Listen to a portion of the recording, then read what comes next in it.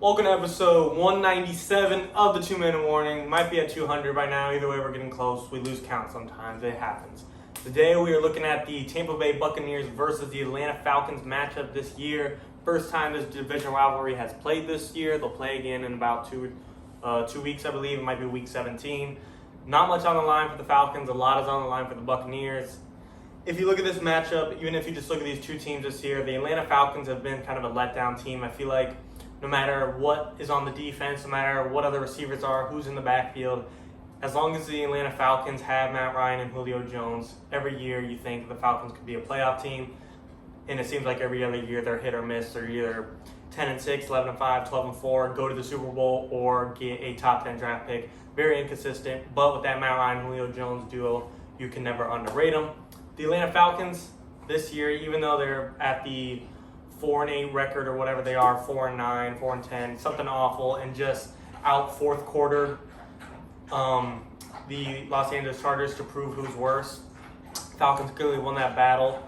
I still think the Atlanta Falcons, no matter who they play or what situation they're in, is a team like the Vikings, like the Texans, that just have a good team, a good foundation on the team that could catch any team off guard. You know, Deshaun Watson, even though that team around them sucks, they could pretty much go toe-to-toe with anyone if they're hot. Same with the Vikings.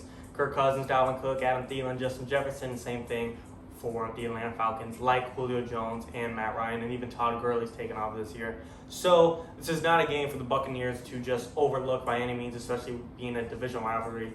Even though the Falcons, what they're playing for at this point is just trying to get a higher draft pick, they're probably not going to have the highest motive to go out and win. There's still got to be somewhat of a chip on their shoulder to try and take down Tom Brady, the greatest quarterback of all time, and try and keep him out of the playoffs. So obviously there's going to be a little chip on the shoulder, but the guys on the team definitely have different perspectives on what they're trying to value here, especially the management and the coaching staff's probably going for a higher pick rather than just showing off their ego and trying to beat the Buccaneers. Buccaneers, they got a lot on the line. They're the 6th seed in the playoffs.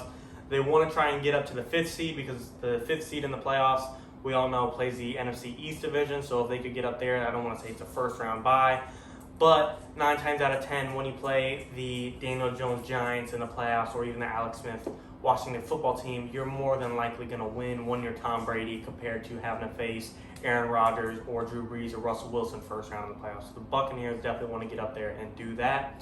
So they definitely want to win out. I believe the rest of their games are the Falcons twice and not 100% sure who the third one is. It might be another division rival, not the Panthers, no.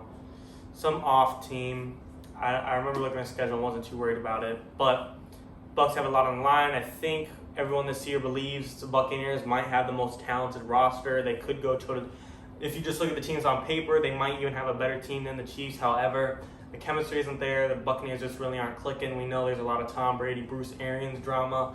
So that's definitely something to consider. And even if you're not a Bucs fan, I feel like a lot of people are just hoping to see Tom Brady and the Buccaneers click together, just see how good of that offense can really be.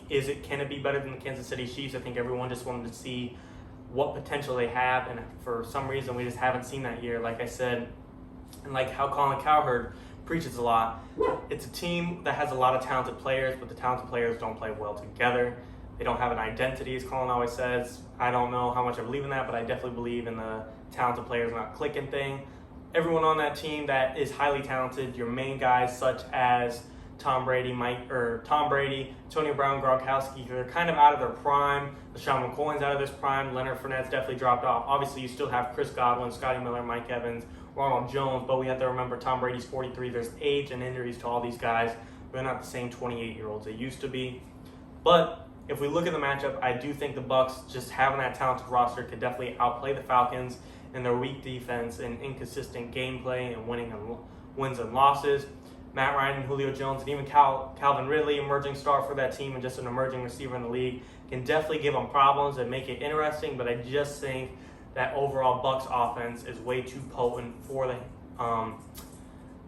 Atlanta Falcons to go toe-to-toe with. The Buccaneers defense, they're a little shaky, but they're improving every single week, having one of the best pass rushes in the league. They have, I believe, the best rushing defense in the league. Dalvin Cook was the first running back they let to have 100 rushing yards this season. Like Todd Gurley, the dude's a scoring machine, but he's not really a run it down the field, get you 150 yards a game machine. So I definitely think Buccaneers will hold him under 100 yards. Just between JPP, Ndamukong Suh, Shaq Barrett, and the list goes on. It's just a great team. Even Levante David, I believe, Levante David at the linebacker for them. And then the secondary is a little weak, but we're talking about the run game. I think the Buccaneers could stop them with the run. They double team Julio Jones and try and, keep Calvin Ridley as limited as possible. And I just definitely see Mike Evans, Antonio Brown maybe getting his first touchdown, Gronk getting a touchdown. I just seriously think, I don't want to say it won't be an issue, but the Bucs will definitely dominate most of this game. No matter if it's a division rivalry, the Bucs, they're just fighting for a lot more here than the Atlanta Falcons. Like I said, Falcons' motive is more than likely to get a higher draft pick. Bucs' motive is more than likely to make the playoffs, so they're just playing for different reasons here. And I think Tom Brady might show, hey, I still am a Super Bowl potential team. Bucs really aren't in my Super Bowl bubble right now. They're kind of sitting outside of it, but there's still 3 weeks of regular season football left, and they still got so we still have a lot to see what we expect in the playoffs. But for this game, I'm definitely going to take the Buccaneers in a dominant game. Let's say 27-17. Let me know what you guys think in the comments. Any other videos you want to see, 2 in the morning.